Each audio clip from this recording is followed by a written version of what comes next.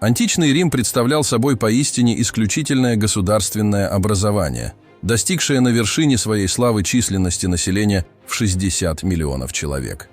Величие Римской империи поддерживалось не только благодаря несокрушимому строю ее легионов, но и благодаря выдающимся инженерным достижениям той эпохи, включая строительство дорог, мостов, акведуков и канализационной системы. Стабильность государственного устройства была настолько велика, что многие граждане чувствовали искреннее счастье от осознания себя частью этой системы.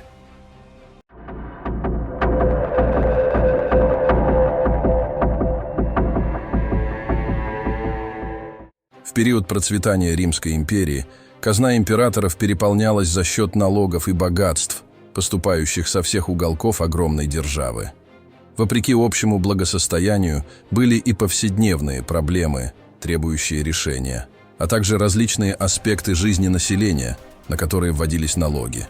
Например, налоги уплачивались как за услуги женщин, предлагающих интимные развлечения, так и за эксплуатацию многочисленных развлекательных заведений и общественных туалетов, управляемых как частными лицами, так и на государственном уровне.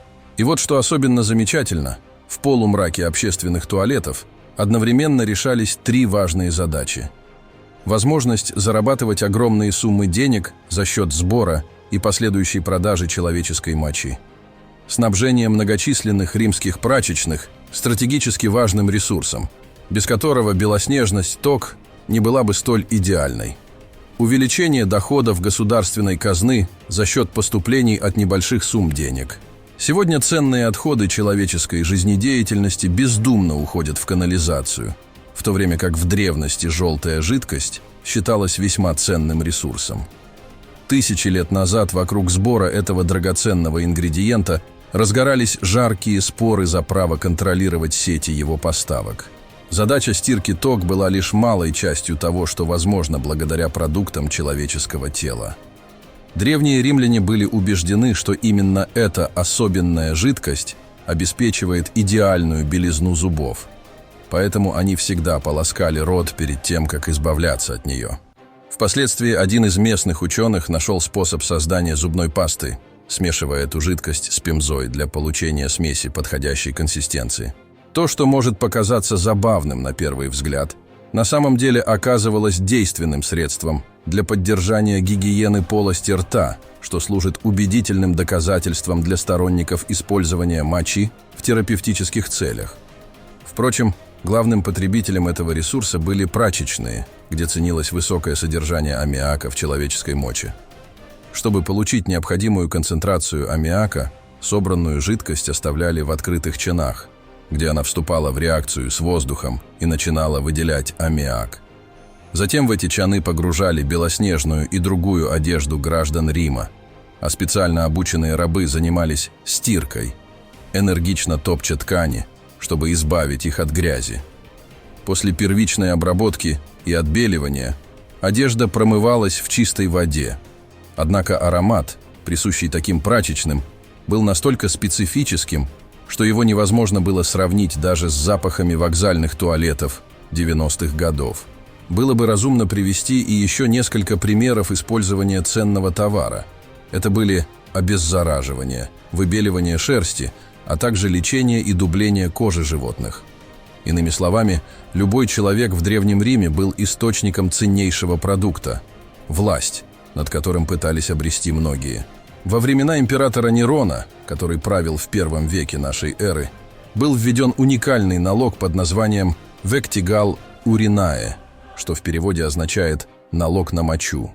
С этого момента предпринимательски настроенные граждане, занимавшиеся сбором этого ценного ресурса в общественных туалетах, обязаны были уплачивать определенную сумму за каждую собранную пинту.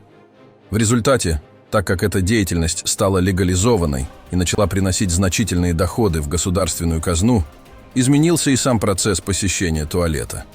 По указанию Нерона, римские граждане теперь были вынуждены сначала мочиться непосредственно в кувшин, прежде чем получить доступ к заветному отверстию на длинной общей скамье. В эпоху правления Веспасиана с 79 года нашей эры данный налог, по сути, спасал империю, которая медленно восстанавливалась после гражданской войны. В тот период облагалось налогом буквально все, возможное и невозможное, чтобы восполнить ресурсы истощенной казны. Однако постоянная потребность людей в совершении естественных нужд стала ключевым источником наполнения государственного бюджета. Благодаря усиленной работе сотрудников Веспасиана по контролю за этим специфическим сбором, вскоре все общественные туалеты стали именоваться в его честь – Веспасианами. В то же время Тит, сын правителя и его преемник на троне, быстро выразил недовольство таким налогом, посчитав взимание платы за малую нужду унижающим для репутации государства. Слово «веспасиенс», означающее «общественный туалет», по-прежнему присутствует в современной Франции, которая на тот момент времени была окраиной огромной империи. Немного видоизмененное французское звучание можно встретить и в Италии – «Веспасиане», и в Румынии – «Веспасиене».